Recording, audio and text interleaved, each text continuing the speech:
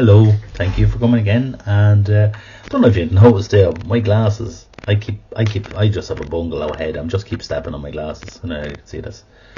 I keep stepping on the bloody things. I keep falling off. I leave them somewhere. I do something else, and then I step on them. So they're kind of lopsided. Every pair of glasses I've ever had seems to turn out lopsided.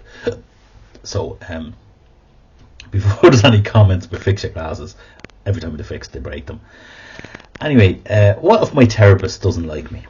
You ever think of that? Like, if you've ever gone to therapy and you get a feeling your therapist doesn't like you, my advice there would be just ask.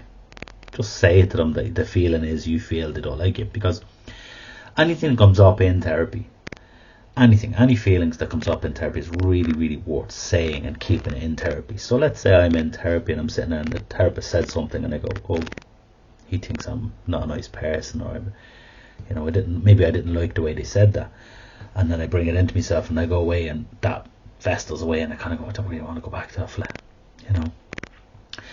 But my point is, it's really worth bringing that when you're in the therapy room, even though it's uncomfortable to say. When you said that to me, I felt like, let's say I felt like I was a child. It certainly happened to me before, where it said that made me feel the way I was in school, and I would have been treated like I was an idiot, or I was called stupid. And when you said that to me, that was it.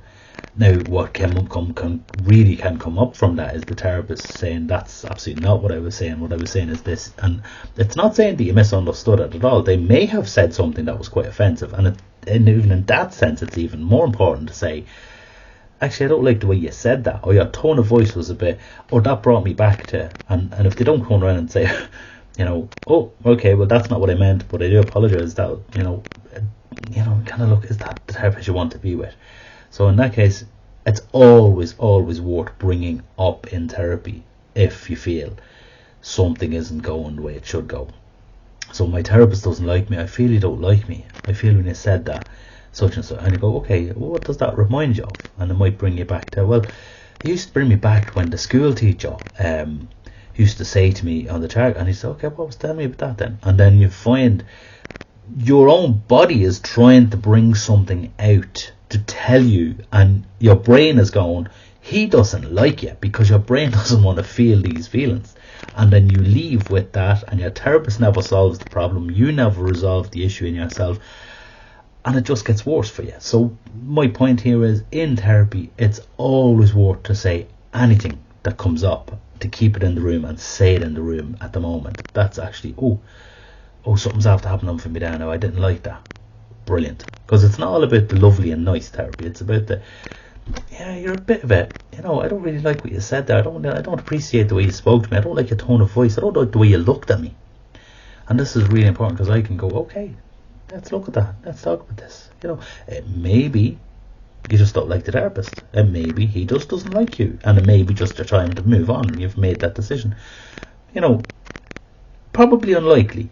More probably it's something deep is opening in me.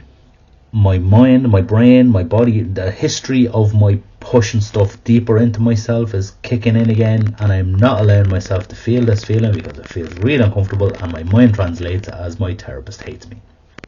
So I would say to you, and I would encourage you, always say what you're thinking in therapy. It's really important. It's not important for the therapist, but it's really, really important for you. As I said, the therapist essentially does not really matter in the room. You are the most important person. So I hope that helps, and that you will continue to wreck therapists' heads and challenge them, because that's their job. You're paying them. Why wouldn't you? Anyway, talk to you soon.